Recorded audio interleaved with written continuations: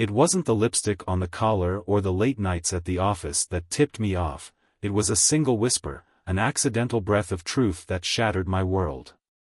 Saturday night. The air was heavy with the scent of wet asphalt and distant rain as I sat in my car, scrolling through old photos on my phone. My wife, Isabelle, had gone to a girls' night out, wearing a red dress that clung to her figure, turning heads like it used to turn mine. There was a time when seeing her like that would fill me with pride. Lately, though, pride had been replaced by something darker, suspicion. She had been coming home later, laughing at jokes I wasn't around to tell, and smiling in ways that didn't reach her eyes. I told myself it was nothing, that I was imagining things, maybe just tired from long hours at work. But denial has a way of unraveling when the truth knocks on your door. My phone buzzed, the screen lighting up like a crack of lightning in the dark cabin. It was a notification from our shared home security app. Backyard motion detected. I frowned. Isabelle wasn't supposed to be home yet, and I wasn't expecting anyone. A chill crept down my spine as I clicked the notification and opened the live feed. And there she was, Isabelle, standing under the harsh glow of the backyard floodlight. She wasn't alone. A man leaned toward her, someone I didn't recognize. He had dark hair and a leather jacket that clung to him like a uniform. The kind of guy who probably thought he was too good for deodorant but could charm his way out of trouble. My stomach twisted as I watched them kiss. It wasn't a fleeting, nervous kiss. It was deliberate, brazen. Full of the kind of passion we'd lost. But the worst part wasn't the kiss. It was the laugh that followed.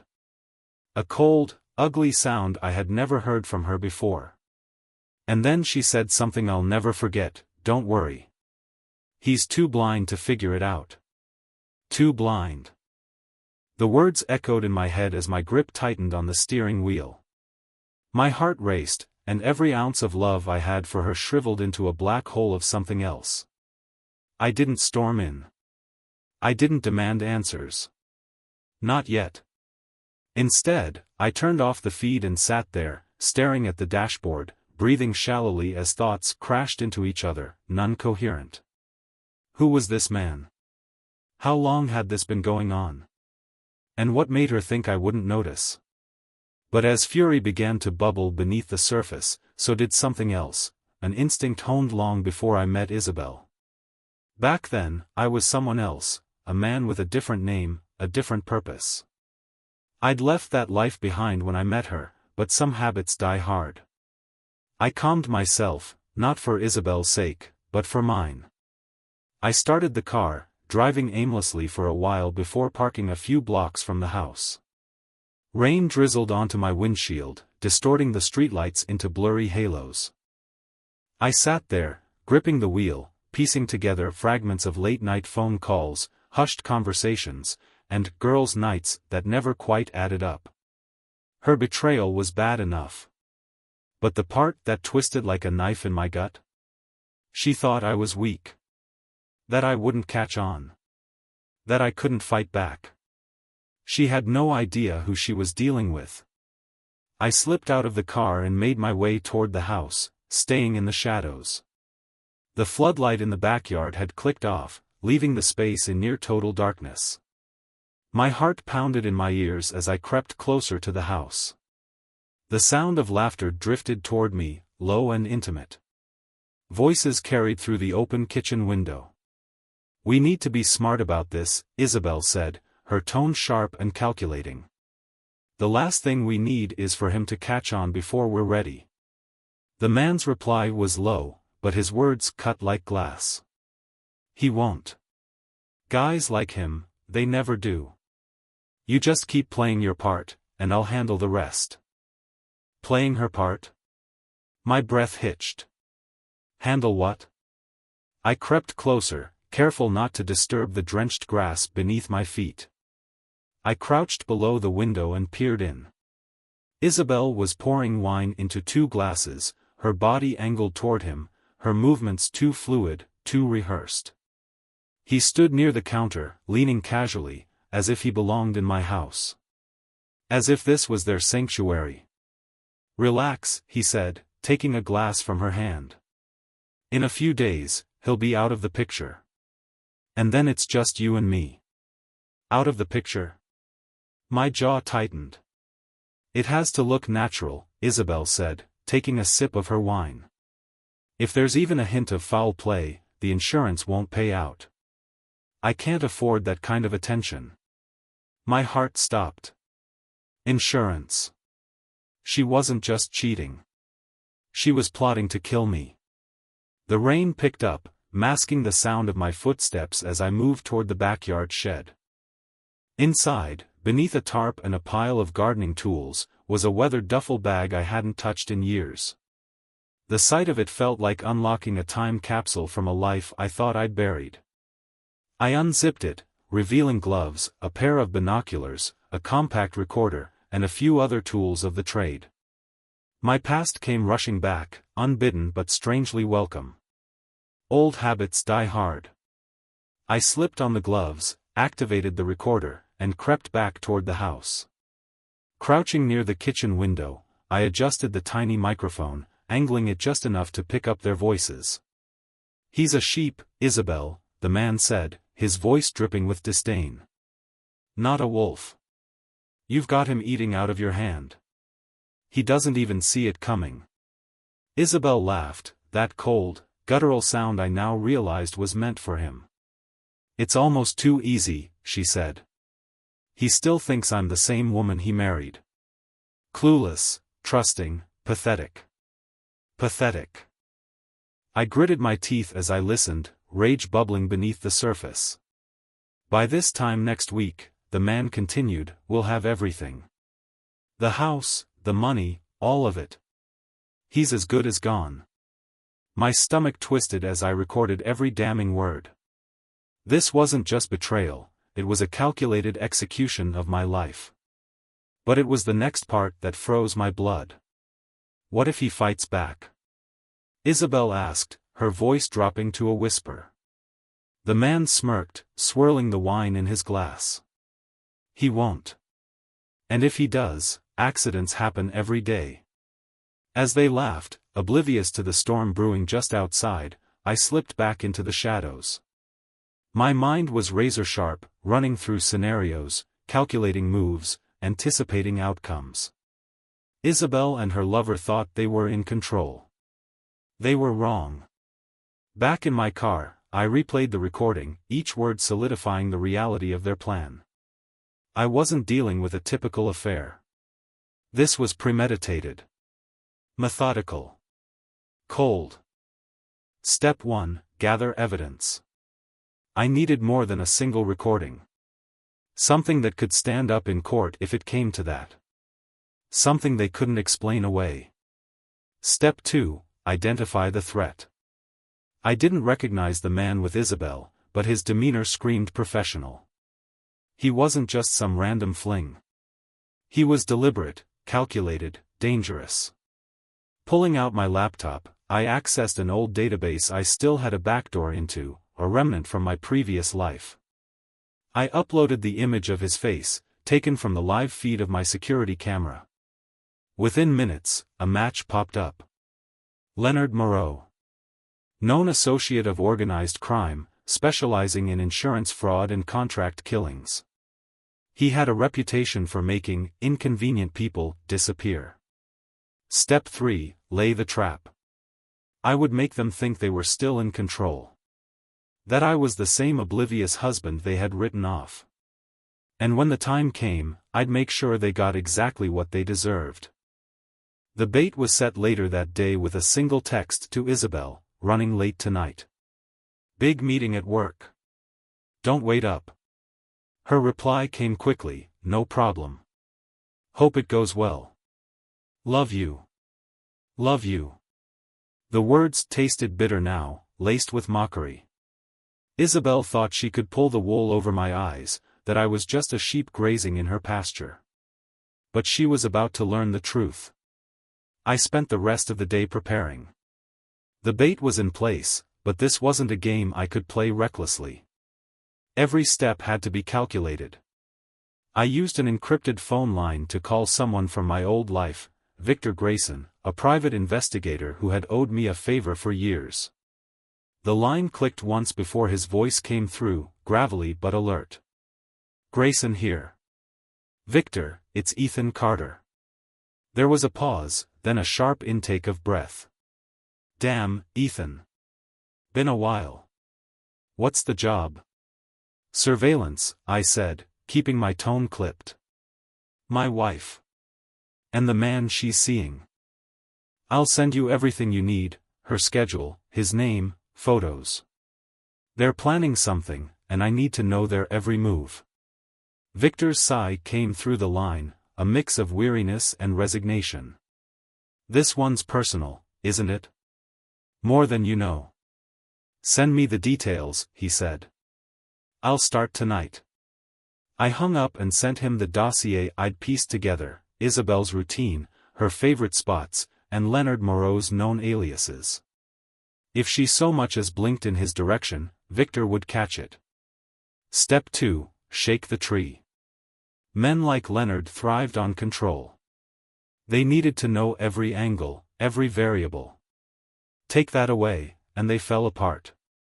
I sent an anonymous email to one of Leonard's burner accounts. The message was short, just enough to rattle him: "You're being watched. Back off, Isabelle, or this gets messy. A friend." It was vague, just a seed of paranoia to plant in his mind. I knew someone like Leonard wouldn't let it go unanswered. He'd scramble, try to regain the upper hand. And when he did, I'd be waiting. That evening, I drove back to the house. Isabelle's calendar said she had an office meeting until late, giving me time to make my next move.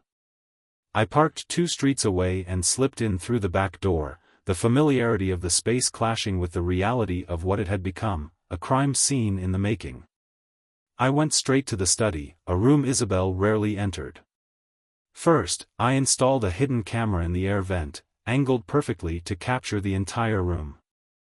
Then, I placed a voice recorder beneath the desk and set up remote access to the home security cameras. By the time I finished, the study was a trap. If Isabelle and Leonard came here to plan, I'd have everything I needed. Later that night, around 8:30, my phone buzzed. It was Victor. "Got a lead," he said, his voice low. "Your wife left her meeting early. Guess who she's with?" My jaw tightened. "Leonard." Bingo. They're at a place called La Lumiere. Cozy corner table, nice bottle of wine. Looks romantic as hell. I gripped the phone so tightly my knuckles ached. "Stay on them. I want to know every word they say." "You got it." I hung up and opened the live feed from the hidden camera in the study. The house was still empty, but not for long. Isabelle and Leonard were too comfortable, too confident. They'd return to plan the next step, and I'd be ready. It was just past 10 when Isabelle came home. She looked different, casual in jeans and a sweater, her hair pulled back in a way that made her seem disarming, innocent. But I wasn't fooled. Leonard followed her inside, carrying a bottle of wine like he owned the place. They went straight to the kitchen, laughing softly, their voices tinged with familiarity. I switched to the hidden camera feed as they moved into the study, their expressions shifting from relaxed to serious. Isabelle sat across from Leonard, her arms crossed, her face set with determination. "This has to happen soon," she said, her tone sharp. "The longer we wait, the more dangerous this gets." Leonard leaned back in my chair, his boots propped up on the desk like it was his. "Relax. I've got this under control. We'll make it look like an accident. Clean. No loose ends." I hit record, watching as they discussed my murder in my own house, at my own desk. "And what about the money?" Isabelle asked, her voice quieter now. "If it doesn't look natural, the payout won't come through." Leonard smirked, swirling his wine. "Trust me, Isabelle. By the time I'm done, no one will even question it." The room was quiet for a moment, then Isabelle laughed, that cold, guttural sound that had haunted me since the night in the car. He still thinks I love him. Can you believe that? Leonard chuckled, raising his glass. To new beginnings. To new beginnings, she echoed, clinking her glass against his. They both drank, oblivious to the trap they'd walked into. I stared at the screen, my anger simmering beneath the surface. They thought they were in control. That they had me figured out. But they had no idea what was coming. I shut the laptop and grabbed the duffel bag from the motel floor. Every step they took, every word they uttered, was part of a clockwork plan. And now it was time to strike. I drove back to the house, the rain pelting the windshield like a war drum, fueling the adrenaline coursing through me. When I pulled into the driveway, I didn't bother with subtlety. My headlights cut through the darkness, illuminating the house like a stage. Let them see. Let them panic. I walked to the front door, my pistol tucked at my side, the recorder in my pocket already running. Every breath I took was slow and deliberate, my focus razor-sharp. The door creaked open, and I stepped inside, water dripping from my jacket onto the hardwood floor. "Isabelle," I called out, my voice steady and loud. "I'm home."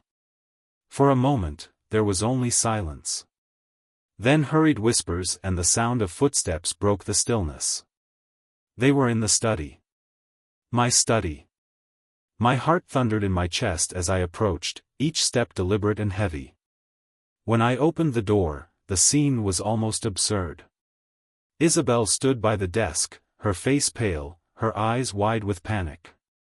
Leonard froze mid-sip, the glass of wine still in his hand. His boots rested on my desk, leaving scuffs on the polished wood. "Ethan." Isabelle stammered, her voice shrill. "What are you doing here? I thought you were at work." I smiled, a slow, deliberate smile that didn't reach my eyes. "Funny thing. I decided to come home early. Seems like I missed quite the party." Leonard straightened, his cocky demeanor slipping as unease crept into his eyes. "Hey, man, this isn't what it looks like." I tilted my head, pretending to consider his words. "Oh? So you weren't sitting in my house, drinking my wine, and plotting to kill me?" Isabelle's face twisted with indignation. "Ethan, don't be ridiculous. You're being paranoid." I pulled my phone from my pocket and hit play. Her voice filled the room, cold and calculating. "This has to happen soon. The longer we wait, the more dangerous this gets." Her defiance shattered instantly. Her mouth opened, but no words came out. Leonard glanced at her, his confidence slipping into something closer to fear. "Care to explain?" I asked, my voice low, calm, and deadly. Isabelle finally found her voice, though it quivered with every word. You weren't supposed to find out like this." She crossed her arms over her chest, her attempt at composure feeble at best.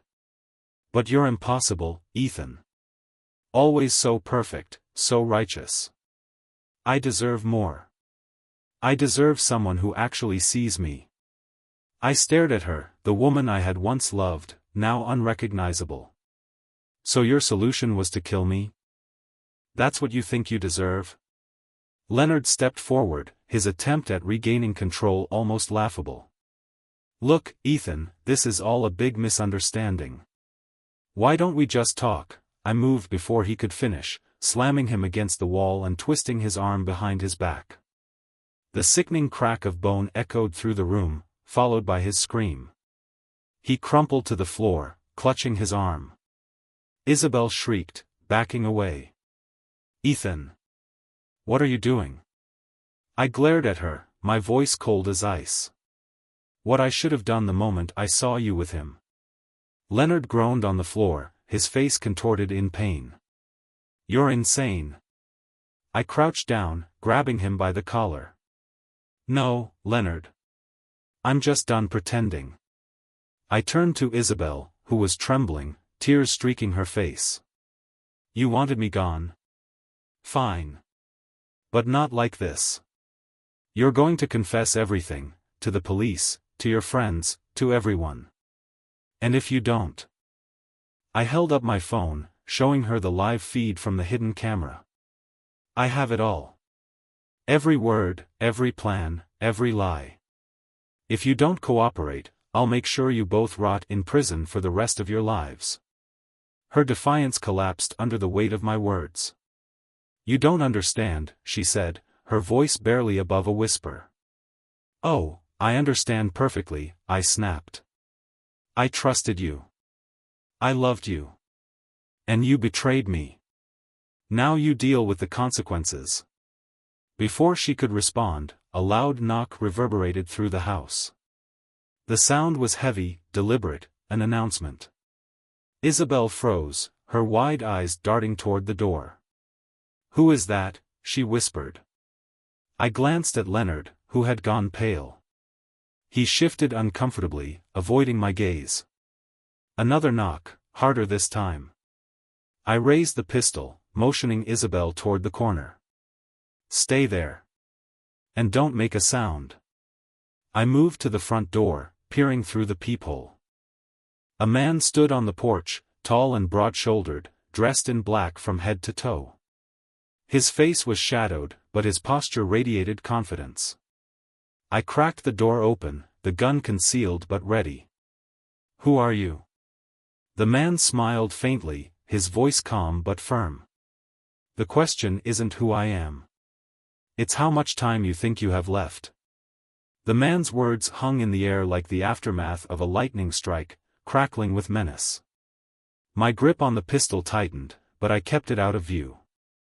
You've got 5 seconds to tell me why you're here, I said, my voice steady, though my pulse thundered in my ears.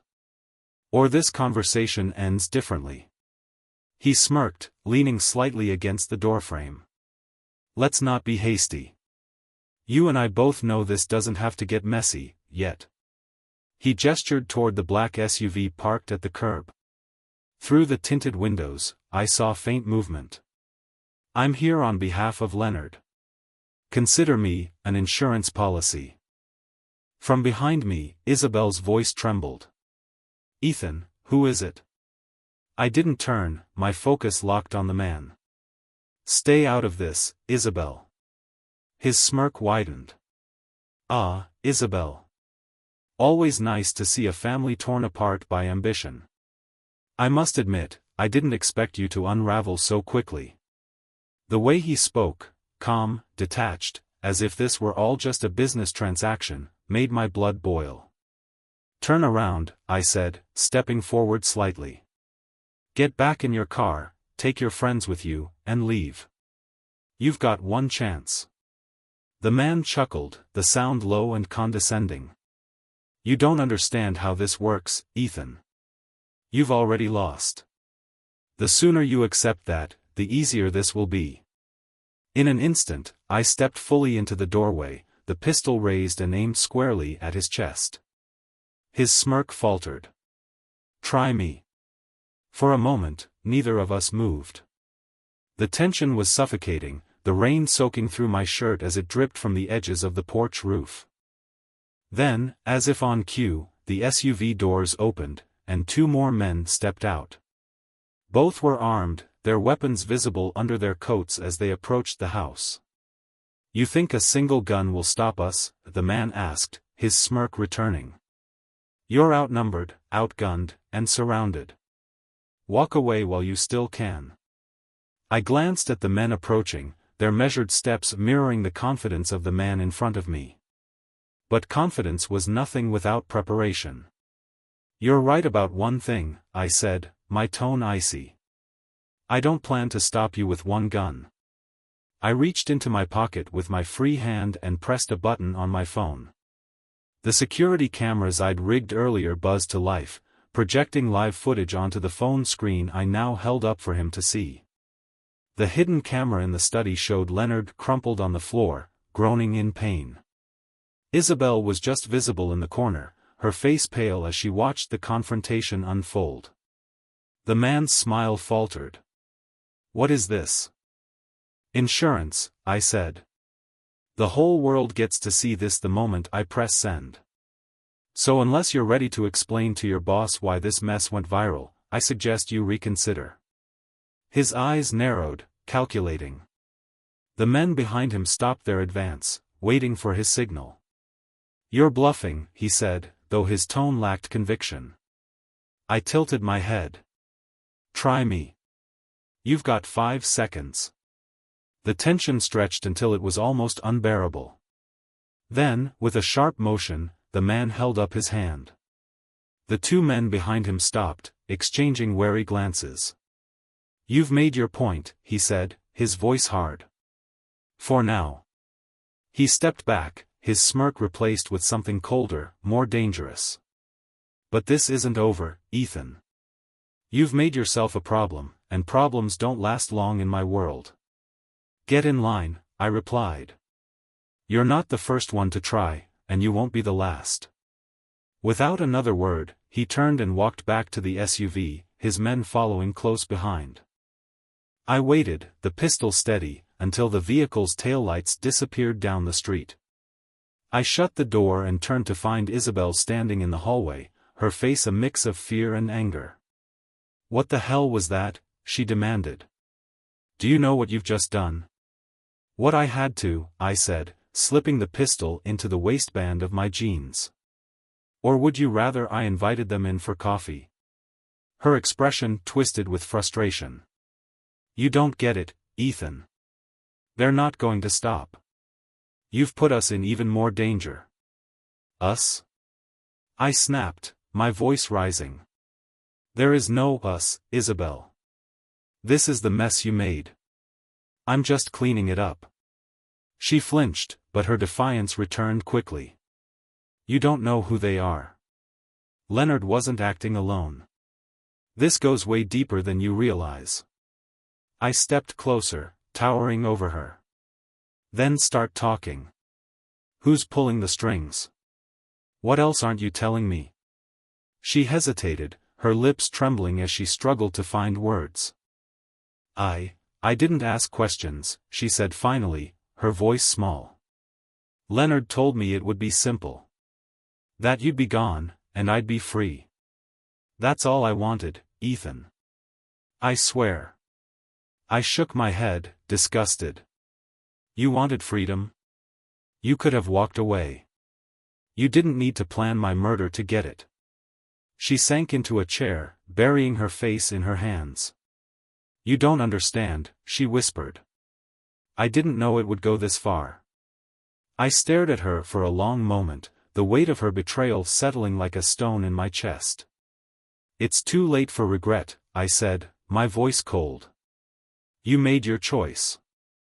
Now you live with it. The house felt suffocating, heavy with the weight of silence. Isabelle sat slumped in the chair, her sobs muffled behind trembling hands. For a fleeting moment, I considered walking away, leaving her and the chaos she'd created to rot. But I couldn't. Not yet. Not when there were still too many unanswered questions. Start talking, I demanded, breaking the silence. You said Leonard wasn't acting alone. Who's behind this? Who's calling the shots? Her head shot up, her tear-streaked face etched with desperation. I don't know. Leonard kept everything vague. He didn't tell me names, just that he was part of something, organized. Bigger than us. I stepped closer, the frustration boiling over. You're telling me you plotted my murder, and you didn't even bother to ask who was holding the strings? That's the best you've got? She flinched, shrinking under my glare. I didn't think it would go this far. I thought it was just him. That it would be clean, fast. I didn't know about the others until tonight. I took a deep breath, forcing myself to calm down. The details she'd given were thin, but they aligned with what I'd already uncovered. Leonard Moreau wasn't working alone. His ties to organized crime were well documented, but Isabelle's involvement had dragged me into the crosshairs of something far more dangerous.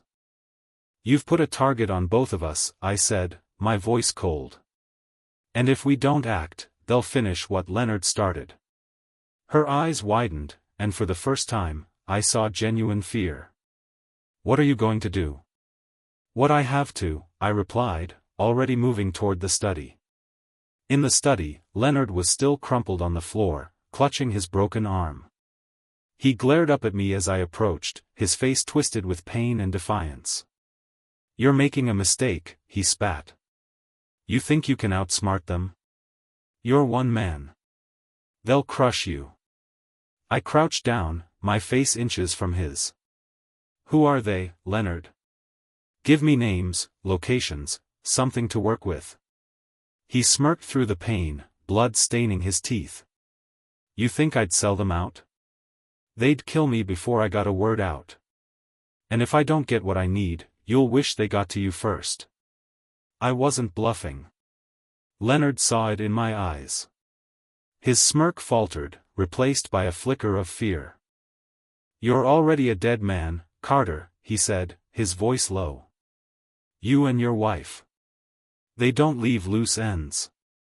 I stood, grabbing the recorder from the desk.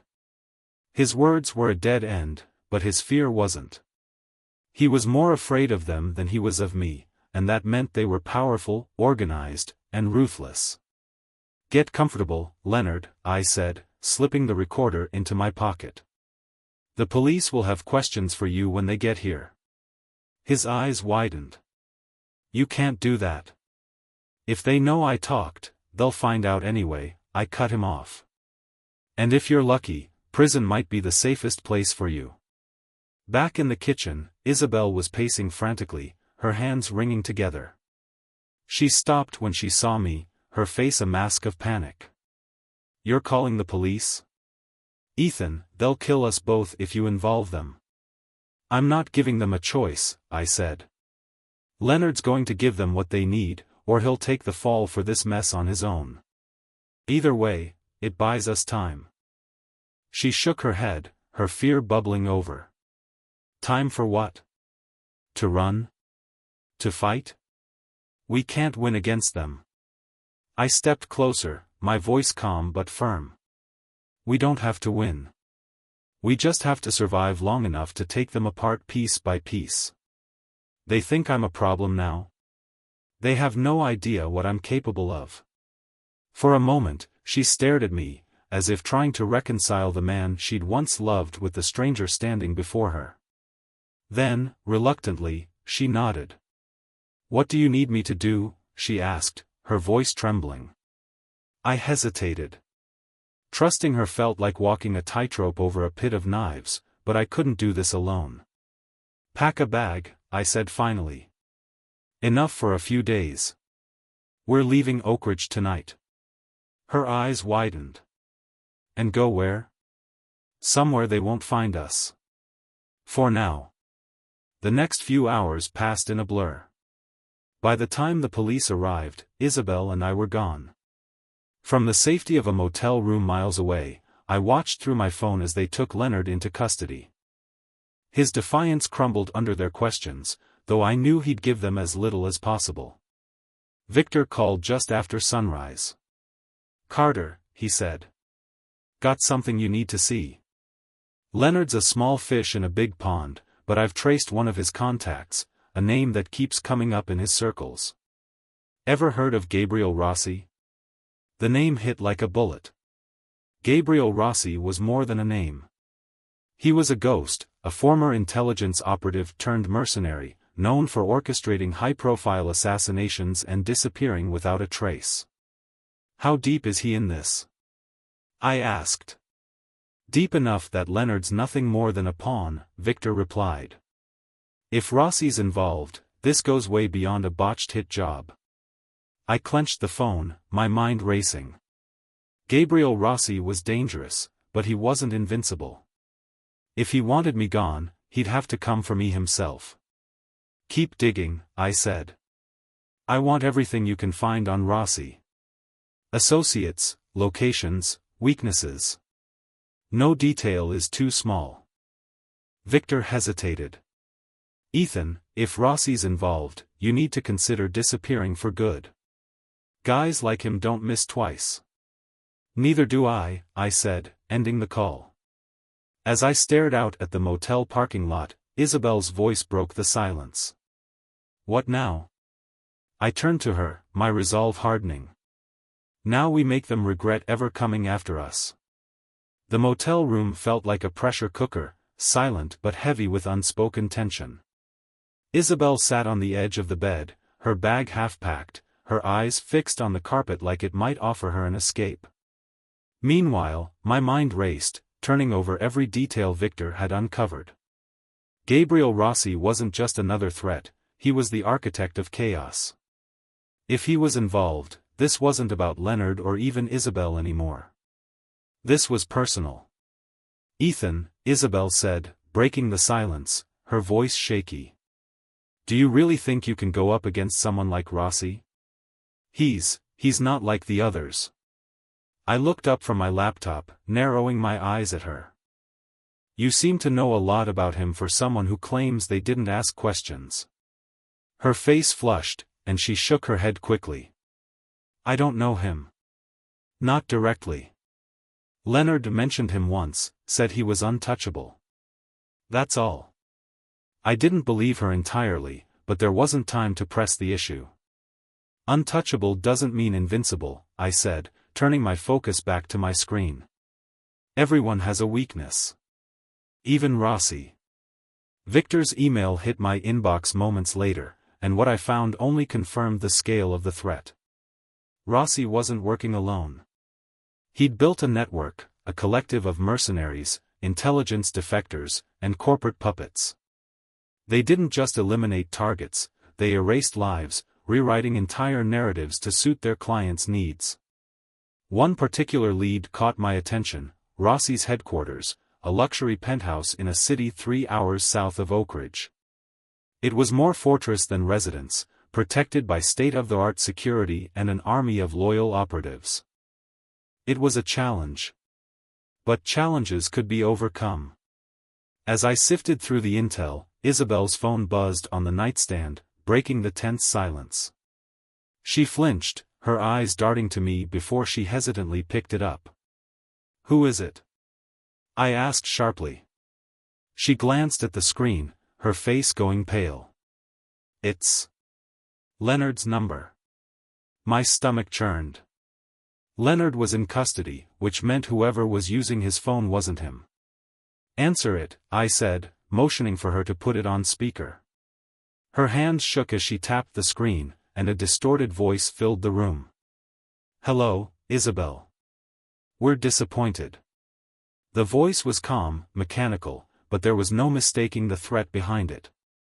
We trusted you to handle this, and yet here we are, cleaning up your mess. Isabelle's mouth opened and closed like a fish gasping for air, but no sound came out. I leaned forward, speaking directly into the phone. Who is this? The voice paused, then chuckled softly. Ah, Ethan Carter. The man who refuses to die. You're persistent, I'll give you that. Rossi. I said his name like a curse. You've been busy, he continued. But no matter how many steps ahead you think you are, this ends the same way. You lose. I clenched my jaw, anger simmering just below the surface. Then why are you calling? If you're so sure you'll win, what's the point of this little chat? Rossi's voice dropped an octave, laced with malice. Consider this a courtesy. You've got 24 hours to turn yourself in. After that, there's no place on earth you can hide from me. The call ended abruptly, leaving a chilling silence in its wake. Isabelle stared at the phone, her hands trembling. He's going to kill us, isn't he? Not if I kill him first, I said, already formulating a plan. She looked at me like I'd lost my mind. Ethan, you can't just walk into his lair and, watch me, I cut her off. This ends now. We don't wait for Rossi to strike first. We take the fight to him. I packed the laptop and grabbed the duffel bag, checking its contents one more time. Gloves, compact explosives, surveillance equipment, and a weapon I hadn't touched in years, a silenced pistol I'd sworn never to use again. "What do you need me to do?" Isabelle asked hesitantly. I turned to her, my expression hard. "Stay out of the way. This is bigger than you, and I'm not risking my life to save someone who started this mess." She flinched but didn't argue. Her silence was answer enough. By the time I reached Rossi's city, the storm had passed, leaving the streets slick and gleaming under the streetlights. Rossi's penthouse loomed above the skyline, a monument to his power and arrogance. I parked in an alley 2 blocks away, slipping into the shadows with the duffel bag slung over my shoulder. The security around the building was tight, cameras, guards, and keycard access. But I'd spent years getting into places I wasn't supposed to, and Rossi's fortress was no exception. Using the intel Victor had sent, I bypassed the exterior cameras and entered through a maintenance door. Every step was calculated, every breath controlled. By the time I reached the 45th floor, adrenaline had dulled into razor-sharp focus. The penthouse was eerily quiet, its opulence dark and foreboding. But as I crept down the hallway, I spotted a shadow shifting beneath the door to the main office. I slipped inside, my pistol raised. Rossi was waiting for me, seated behind a massive glass desk with his hands folded neatly in front of him. His expression was calm, almost amused. "Ethan Carter," he said, leaning back in his chair. "I knew you'd come." I kept the pistol trained on him, my voice steady. "This ends now." "Does it?" he replied, raising an eyebrow. "You've made quite the mess, Ethan. And now you think you can clean it up with a bullet?" Before I could respond, he nodded toward the shadows. 2 armed guards stepped forward, their weapons aimed at me. My mind raced, calculating the odds. Rossi smiled, his confidence unwavering.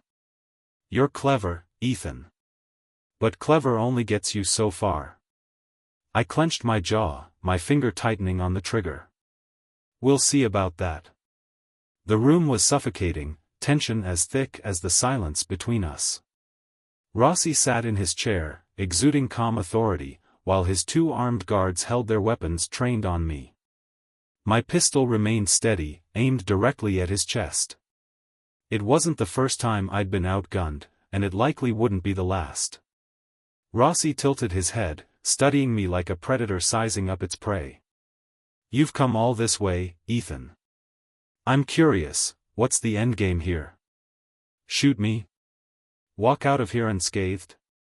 You must know how this really ends." I didn't respond. I couldn't afford the distraction. My eyes darted to the guards, analyzing their stances, their weapons. Professionals, but not unbreakable. "You're quiet," Rossi continued, his tone almost conversational. "That's good. You're thinking. Calculating. But let me save you the trouble, you don't walk away from this." His arrogance fueled my focus. I took a slow step forward, forcing the guards to adjust their aim. A flicker of hesitation, small but telling. They weren't as confident as Rossi pretended they were. "You're not as untouchable as you think," I said finally, my voice calm and cold. "Leonard thought he was in control too. Look where that got him." Rossi smirked, unbothered by the mention of his pawn. Leonard was a means to an end. Disposable, like most people in this business. But me? I'm not so easily replaced. I took another step forward. "Everyone is replaceable. Even you." The next moment happened fast. Too fast. The guard to my right shifted, his finger tightening on the trigger. I didn't wait for the shot. I fired first, the silenced pistol spitting a round that caught him square in the chest. He crumpled instantly. The second guard lunged, but I was faster. A single, precise shot dropped him before he could pull the trigger. Rossi didn't flinch, though his smirk faded slightly. "Impressive. I see the old you isn't entirely gone." I moved closer, keeping the pistol leveled at him. I warned you. This ends now. Rossi leaned back in his chair, his confidence still maddeningly intact. Go ahead, Ethan. Kill me. But you're only cutting off one head of the Hydra. Another will grow in my place. I hesitated. He wasn't bluffing. Rossi wasn't just a man, he was a cog in a machine, a network that extended far beyond this room. Killing him wouldn't stop the threat. It would only escalate it. He saw the flicker of doubt and seized on it. You can't win this, he said, his tone softening. You've been running on borrowed time since the moment Isabelle betrayed you. Why not walk away? Disappear. Start over. My grip on the pistol tightened. You think you know me, Rossi? You think I'm like Leonard or the others you manipulate? I don't run. And I don't disappear. I reached into my pocket with my free hand and pulled out the detonator I'd rigged earlier. Rossi's eyes flicked to it, the first hint of unease cracking through his facade. What's that? He asked, his voice losing some of its calm. I smiled faintly. Insurance. I pressed the button. The explosion rocked the building, sending shockwaves through the penthouse. The lights flickered, alarms blared, and smoke began to fill the air. Rossi's calm shattered as he bolted from his chair, coughing and stumbling as he tried to maintain his composure. I moved quickly, grabbing the files from his desk, the evidence Victor had uncovered about his network. As Rossi shouted orders into a hidden comm system, I slipped into the chaos, navigating the smoke-filled corridors with practiced precision. Guards flooded the floor, their shouts drowned out by the blaring alarms. I stayed low, slipping through the gaps in their defenses. Years of training came rushing back, guiding my every move. By the time I reached the service elevator, the building was in disarray. The explosion hadn't been meant to kill Rossi, it was a distraction, a calculated move to dismantle his fortress and buy me enough time to get out alive. Hours later, I sat in the dimly lit motel room, the files spread out on the bed in front of me. Isabelle sat across from me, her face pale and drawn. She hadn't said much since I returned, but the tension between us was palpable. Is he dead? She asked finally. I shook my head. No. But his operation is crippled. At least for now. She exhaled shakily, her hands gripping the edge of the bed. So what now? Are we safe? I looked at her, my expression hard. Safe? No. Rossi's network won't stop just because he's been set back. If anything, they'll come harder. Her voice cracked. Then what's the point? If they're just going to keep coming, the point, I interrupted, is that now I have the upper hand. These files? They're the key to dismantling everything Rossi's built. Every contact, every deal, every piece of leverage he has, it's all here. And I'm going to use it to take him down. Her eyes widened. You're serious, aren't you? You're going to war with them. I leaned back, my jaw tight. I didn't start this war. But I'm damn sure going to finish it. The motel room hung heavy with tension, the quiet hum of the air conditioner the only sound breaking the silence. The stack of files from Rossi's penthouse sat between Isabelle and me, their contents a roadmap to dismantling the network that had nearly destroyed my life. But this wasn't just about survival anymore. It was about justice. What's in those files? Isabelle asked, her voice tentative. She was perched on the edge of the bed, her fingers twisting nervously in her lap. I picked up the first folder, flipping it open. Everything Rossi didn't want anyone to know. Financial records, blackmail schemes, and contacts, dozens of them. Politicians, mercenaries, corporate CEOs. It's not just a network. It's a damn empire. She stared at the papers like they might burst into flames. And you're planning to take it all down? By yourself? I didn't look at her as I replied. I don't need to take them all down. Just Rossi. Cut the head off the snake, and the rest of it crumbles. And what happens if you fail? She pressed. What if they come for us again? I glanced at her, my expression hard. They will come for us again, Isabelle. That's a certainty. But this time, I'll be ready. The phone buzzed on the nightstand, jolting both of us. I grabbed it quickly, recognizing Victor's number. Victor, I answered. Tell me you've got something. His voice was tense, hurried. Ethan, you're not going to like this. Rossi knows you took the files. He's already mobilizing his people. My grip on the phone tightened. How many? Enough to level half the city if they wanted to. He's not playing games anymore, Ethan. Whatever you did back at that penthouse. It made this personal. It was already personal, I muttered. Do you have a location on him? Victor hesitated. I've got a lead. He's retreated to one of his safe houses outside the city, a private estate in the mountains. Security's tight, but if you're serious about finishing this, that's your shot. I glanced at the files spread across the bed, then at Isabelle. Send me everything you've got on the estate. Floor plans, security patterns, anything you can find. Victor sighed. You realize what you're walking into, right? Rossi won't go down without a fight. Good, I said. Neither will I. As I ended the call, Isabelle stood, her hands trembling. You're going after him, aren't you? Tonight? I nodded, packing the files into my duffel bag. The longer we wait, the more time he has to regroup. If I don't take him out now, we'll be running for the rest of our lives. Her voice cracked. And what happens to me if you don't come back? I paused, looking at her for a long moment. The anger and betrayal I'd felt toward her had dulled, replaced by a grim understanding. She'd made mistakes, ones that had almost cost me everything. But she was just as much a target as I was now. If I don't come back, I said finally, you leave Oak Ridge. Change your name, disappear. Don't wait for them to find you.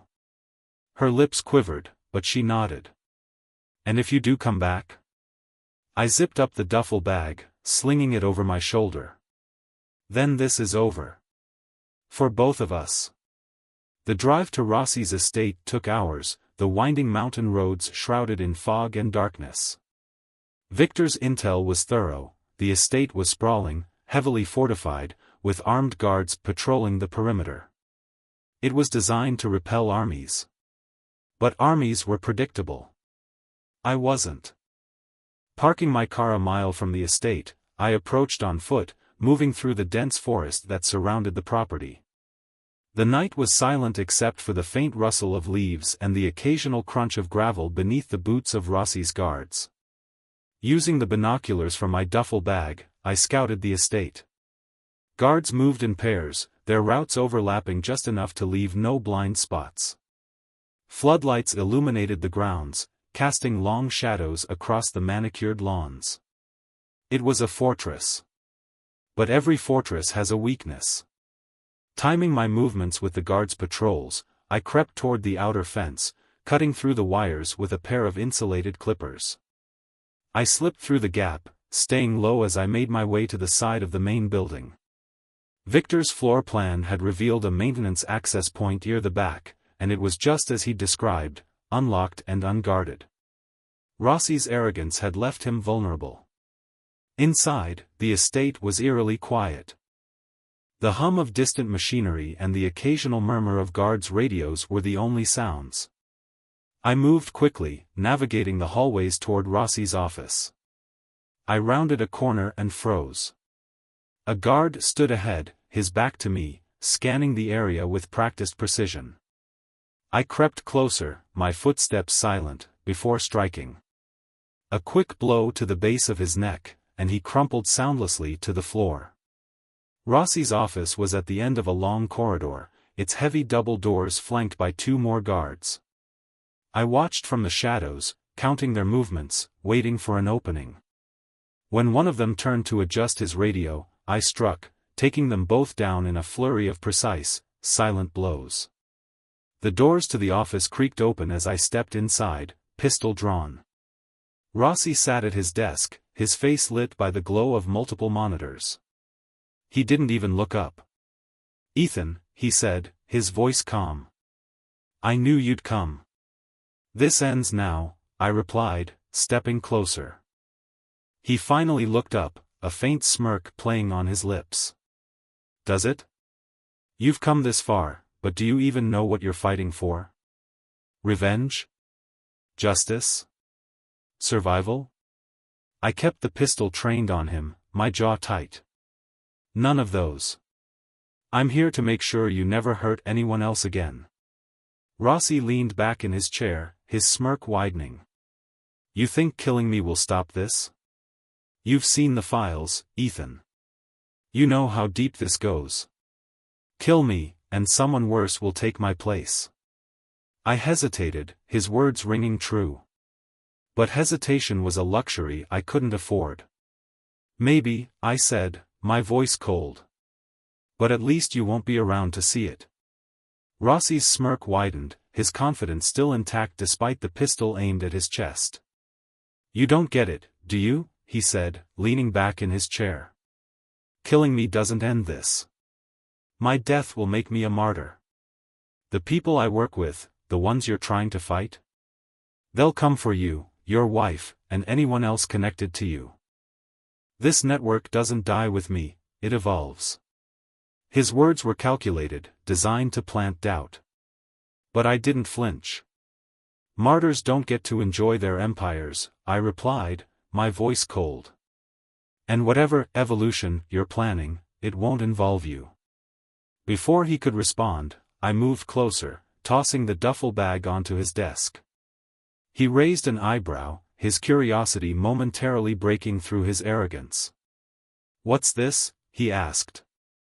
I unzipped the bag, revealing the files I'd taken from his penthouse, now neatly organized. "Your entire operation. Every dirty deal, every connection, every bribe, it's all here. Enough to bring down everyone you've ever worked with." Rossi's smirk faded for the first time. His eyes darted to the files, then back to me. "You wouldn't." "I would," I said, leaning in. "And I already have. Copies of these files are in the hands of people who will make sure your empire burns. By the time the sun rises, you won't have anything left." The silence stretched, heavy and oppressive. Then Rossi chuckled softly, shaking his head. "You think you're clever, don't you? But you've overlooked something." I tilted my head, keeping the pistol steady. "Enlighten me." He gestured to the monitors behind him, where a series of security camera feeds flickered. One of the screens showed the front gate of the estate. 2 SUVs had just pulled up, their occupants spilling out, more of Rossi's men, heavily armed. "You didn't think I'd leave this place unprotected, did you?" he said, his smirk returning. "You're trapped, Ethan. Even if you kill me, you won't make it out alive." I glanced at the screen, my mind racing. He wasn't bluffing. The estate was swarming with reinforcements, and I was outnumbered and outgunned. But I wasn't here to survive, I was here to finish this. "What's your play, Rossi?" I asked. "You think your men will get here in time to save you?" His smirk widened. "They don't need to save me. They just need to clean up the mess after you're dead." I stepped back, my gaze shifting between Rossi and the monitors. Time was running out, and the odds weren't in my favor. But there was still one card left to play.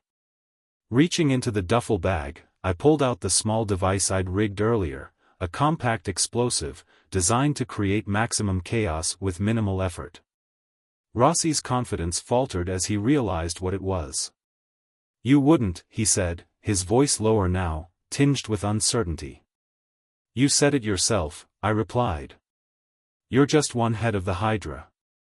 Time to see how well the others can swim without you."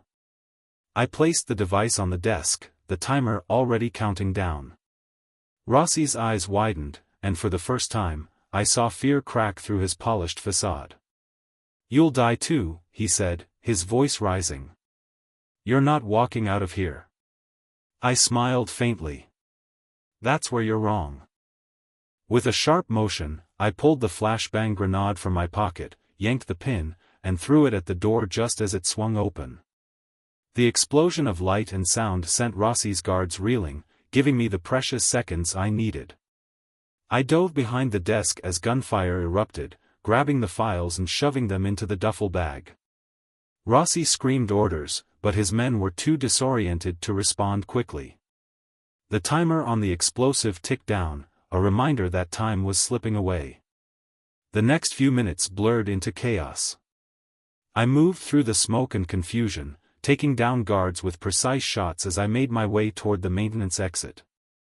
Alarms blared, and the estate shook with the force of the explosion as the device detonated behind me. By the time I reached the forest, the estate was a blazing inferno, the flames licking at the night sky. I didn't stop running until I reached my car, parked safely out of range. Slumping into the driver's seat, I allowed myself a moment to catch my breath. Rossi's empire wasn't gone, but it was crippled. And the files in my possession were enough to finish the job. Back at the motel, Isabelle was pacing the room when I returned. She froze when she saw me, her face a mix of relief and fear. "You're alive," she whispered. "Barely," I replied, dropping the duffel bag onto the bed. She glanced at the files, then back at me. "So it's over?" I shook my head. "Not yet. But it will be." Her shoulders slumped, and she sank onto the bed. "What now?" I stared out the window, the glow of the distant city lights a reminder of the world Rossi and his network had corrupted. "Now," I said, my voice quiet but firm, "we finish this. No more running. No more hiding. We bring them all down."